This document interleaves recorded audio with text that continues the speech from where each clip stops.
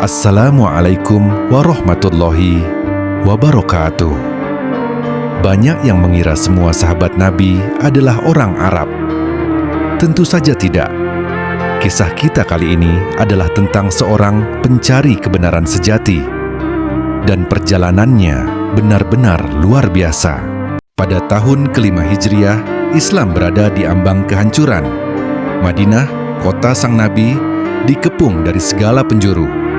24.000 prajurit aliansi terbesar yang pernah dilihat Jazirah Arab datang untuk satu tujuan, mencabut akar agama baru ini. Kaum muslimin guncang. Hati mereka menyesak sampai ke tenggorokan. Rasulullah mengumpulkan para sahabatnya. Mereka setuju untuk melawan, tapi bagaimana? Musuh terlalu banyak. Benteng pertahanan Madinah terbuka lebar dari satu sisi. Ketika itulah tampil seorang pria yang disayangi Rasulullah. Ia bukan orang Arab. Ia berasal dari Persia. Namanya Salman. Ia menatap bentang alam Madinah. Di negerinya, ia punya pengalaman siasat perang yang tak dikenal orang Arab. Ia lalu mengajukan usulan yang akan mengubah sejarah peperangan di Arab. Menggali parit raksasa, Khandaq, untuk melindungi sisi terbuka Madinah. Sebuah ide yang brilian. Pasukan musuh yang perkasa tiba dan mereka terpukul. Siasat perang mereka lumpuh total oleh ide dari satu orang ini. Tapi, siapakah Salman Al-Farisi? Dari mana ia berasal? Dan pengorbanan apa yang ia lalui hingga bisa berdiri di sisi Rasulullah pada saat genting itu? Kisahnya bukanlah kisah seorang pejuang biasa. Ini adalah kisah pencarian kebenaran sejati.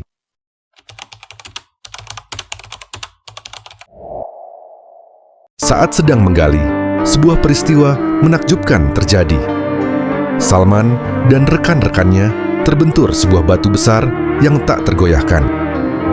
Ia melapor kepada Rasulullah, meminta izin mengalihkan jalur parit. Rasulullah datang sendiri untuk melihat. Beliau mengambil cangkul, membaca basmalah, dan mengangkat kedua tangannya yang mulia. Hantaman pertama, batu itu terbelah dan percikan api yang dahsyat menyala. Rasulullah bertakbir, Allah Maha Besar. Aku telah dikaruniai kunci-kunci istana negeri Persia. Sungguh, umatku akan menguasai semua itu. Hantaman kedua, kilatan api kembali menerangi. Rasulullah bertakbir lagi, Allah Maha Besar. Aku telah dikaruniai kunci-kunci negeri Romawi. Sungguh, umatku akan menguasainya. Hantaman ketiga, batu itu hancur lebur. Rasulullah menceritakan bahwa beliau melihat istana-istana Syria dan Sana'a. Semua akan berada di bawah naungan bendera Allah. Dan di sana, Salman berdiri. Orang Persia yang mengajukan ide parit itu kini mendengar kabar gaib tentang runtuhnya kerajaannya sendiri di masa depan. Dia adalah saksi hidup yang kelak akan melihat semua nubuat itu menjadi kenyataan. Untuk memahami mengapa ia begitu yakin, kita harus kembali ke awal perjalanannya.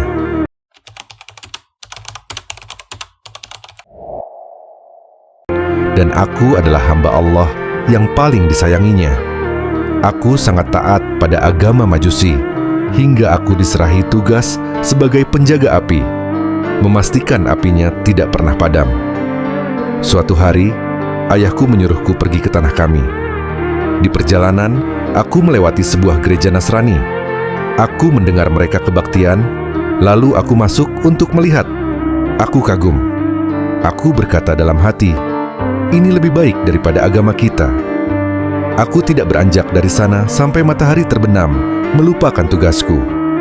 Ketika aku pulang, aku bercerita pada ayahku. Agama mereka lebih baik dari agama kita. Kami berdebat hebat. Akhirnya, ayahku marah besar.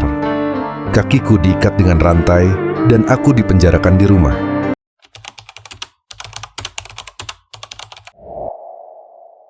Aku mengirim berita rahasia kepada orang-orang Nasrani, mengatakan aku telah menganut agama mereka. Aku berpesan, jika ada rombongan dari Syria, kabari aku. Permintaanku dikabulkan. Aku berhasil memutus rantai yang membelengguku, meloloskan diri, dan bergabung dengan rombongan itu ke Syria. Aku telah meninggalkan kemewahan, anak seorang kepala kampung, untuk menjadi seorang pelayan demi mencari kebenaran. Di Syria, aku menemui uskup. Aku tinggal bersamanya sebagai pelayan. Namun, uskup ini adalah sosok yang tidak baik. Ia mengumpulkan sedekah dari orang-orang, tapi menyimpannya untuk dirinya pribadi. Kemudian, uskup itu wafat. Mereka mengangkat pengganti yang baru. Aku pikir tidak ada orang yang lebih baik agamanya darinya. Aku sangat mencintainya. Tatkala ajalnya telah dekat, aku bertanya, "Siapakah yang harus aku hubungi setelah ini?" Ia menjawab, "Anakku, temui seorang pemimpin yang tinggal di Mosul." Ketika ia wafat, aku berangkat ke Mosul. Saat pendeta di Mosul akan wafat, ia menyuruhku menemui seorang saleh di Nashibin. Ketika ia akan wafat, ia menyuruhku menghubungi seorang pemimpin di Amuria, wilayah Romawi. Aku berangkat ke Amuria. Di sana aku tinggal dan bekerja, beternak sapi dan kambing. Puluhan tahun telah kuhabiskan dalam pencarian ini. Dari satu guru ke guru lain, dari satu negeri ke negeri lain.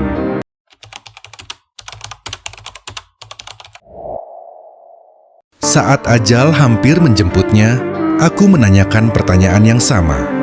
Siapakah yang engkau wasiatkan agar aku mengikutinya? Jawabannya mengubah hidupku selamanya. Ia menjawab, "Anakku, tidak ada seorang pun yang kukenal serupa dengan kita. Tetapi sekarang telah dekat datangnya masa kebangkitan seorang nabi yang mengikuti agama Ibrahim yang lurus. Ia nanti akan hijrah ke suatu tempat yang ditumbuhi kurma, terletak di antara dua bidang tanah berbatu hitam." Lalu ia memberiku 3 tanda yang jelas. Pertama, ia tidak mau makan sedekah.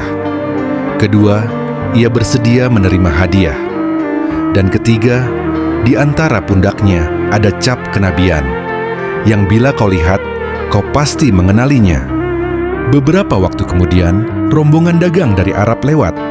Aku katakan, "Bawalah aku ke negeri kalian, dan kuberikan semua sapi dan kambingku ini." Mereka setuju.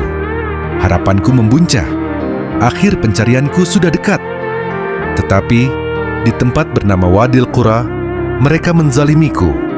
Mereka mengkhianatiku dan menjualku sebagai budak kepada seorang Yahudi. Pencari kebenaran itu kini menjadi budak. Aku melihat pohon kurma. Aku berharap inilah tempatnya, tapi bukan. Lalu datang seorang Yahudi dari Bani Quraizah, membeliku dari majikanku. Ia membawaku ke Madinah. Demi Allah, baru saja kulihat negeri itu, aku pun yakin inilah negeri yang disebutkan pendeta itu. Aku telah tiba di tempat yang dituju, tapi sebagai seorang budak.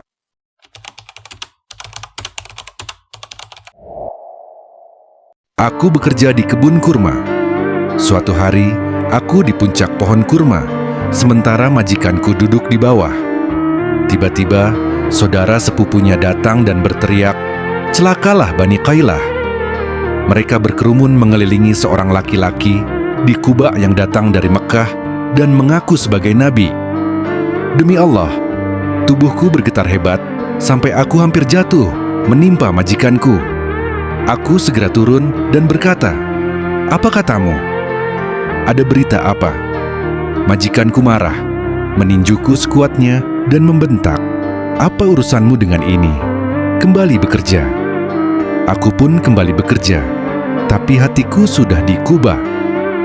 Setelah petang, aku mengumpulkan makanan yang ada padaku, lalu pergi menemui Rasulullah di Quba. Aku berkata, "Tuan-tuan adalah perantau yang sedang butuh. Ini adalah makanan sedekah." Aku meletakkannya. Rasulullah bersabda kepada sahabatnya, "Makanlah." Tetapi beliau tidak mengulurkan tangannya sedikit pun. Aku berkata dalam hati, "Demi Allah, inilah tanda pertama." Keesokan harinya, aku kembali. Aku berkata, "Aku melihat Tuan tidak memakan sedekah. Ini adalah hadiah." Lalu beliau bersabda, "Makanlah," dan beliau pun turut makan bersama mereka. Aku berbisik dalam hati, inilah tanda kedua. Aku mencari tanda ketiga. Aku berjumpa beliau di Baqi, sedang mengiring jenazah. Aku mengucapkan salam, lalu aku berputar, mencoba melihat punggungnya. Beliau memahami keinginanku. Beliau menyingkap kain dari lehernya. Aku melihatnya, cap kenabian itu. Aku tak bisa menahan diri. Aku membalikkan badan, menciuminya sambil menangis. Pencarian puluhan tahun telah berakhir. Rasulullah memanggilku. Aku duduk di hadapan beliau, dan aku menceritakan seluruh kisah hidupku. Akhirnya, aku masuk Islam. Tapi aku masih seorang budak. Perbudakan menghalangiku ikut perang Badar dan Uhud. Hingga Rasulullah bersabda padaku, "Mintalah majikanmu membebaskanmu." Dan beliau menyuruh para sahabat membantuku membayar tebusan. Akhirnya, aku merdeka. Dan aku siap untuk perang Khandaq.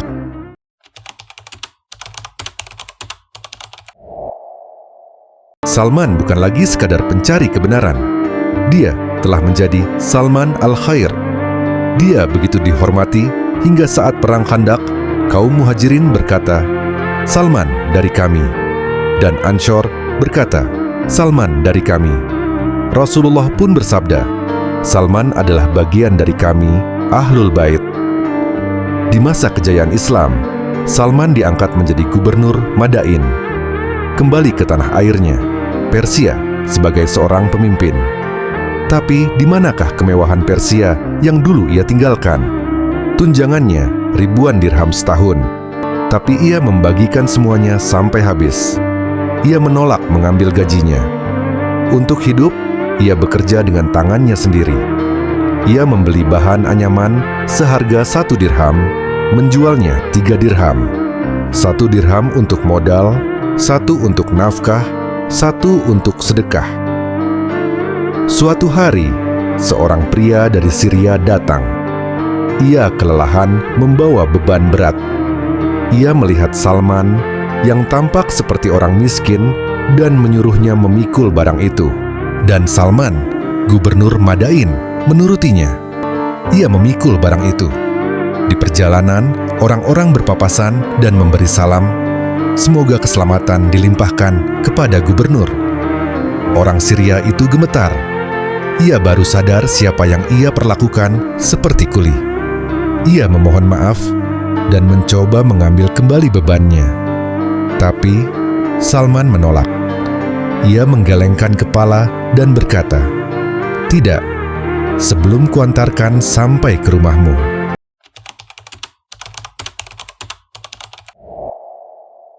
Menjelang ajalnya, Sa'ad bin Abu Waqqas menjenguknya dan mendapati Salman sedang menangis.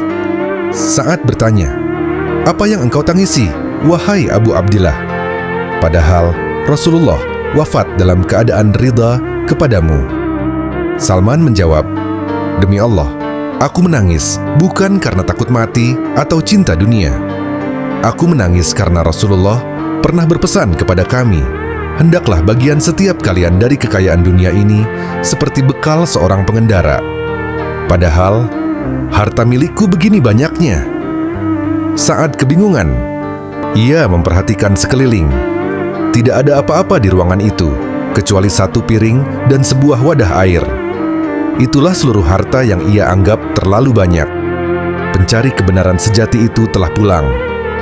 Dia meninggalkan kekayaan ayahnya di Persia, meninggalkan dunia yang ditaklukkannya, dan kembali kepada Rabb-Nya hanya dengan bekal seorang pengendara. Dia telah menemukan kebenaran itu dan menjaganya hingga akhir hayat. Wallahu a'lam bisyawab. Semoga kisah sahabat Rasulullah ini bisa menjadi teladan bagi kita semua. Jangan lupa share kisah ini ke teman, saudara, dan halayak ramai agar kita semua bisa mengambil pelajaran dari kisah ini. Wassalamualaikum warahmatullahi wabarakatuh.